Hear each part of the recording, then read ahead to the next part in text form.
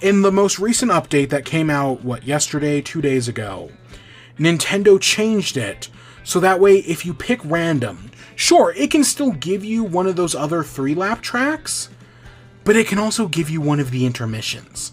They added intermissions to random. So now it is a very high likelihood that you will get one of those intermissions. And this is a common complaint of the game. People want to do 3 laps, but Nintendo taking it away, being that their number one priority. Nintendo's number one priority in this game is taking away something that people were doing. Because, again, it's not the way they intended for you to play. Because there are 2 common beliefs, I know I say this all the time, that video game developers have the right to make the game however they see fit. But video game players have the right to play the game however they want. I know those 2 ideas may seem contradictory, but they are both true at the same time. Now, Nintendo doesn't believe that. Nintendo definitely believes in Principle 1. They don't really believe in Principle 2. There's another question that this is a genuine question I have. If Nintendo changed the game, so that way when you picked an intermission track, it did the intermission, and then instead of doing 1 lap, it did 3 laps, would people be okay with that?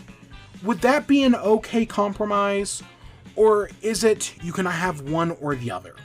Because the reason I don't think Nintendo did that is because they believe it would be too long. Because let's say you do a 3-lap race. Let's just the hypothetical 3-lap race takes 3 minutes. 1 minute per lap. So when designing the intermissions, Nintendo kept that in mind and was like, okay, each intermission track will take 2 minutes, and then they'll do 1 lap, which takes 3, which gets you to that 3rd minute.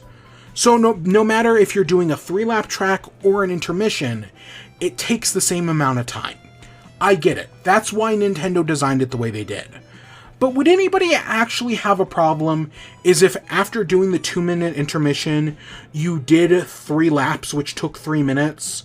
So instead of a standard online course taking 3 minutes, it now takes 5. Same thing in the Grand Prix.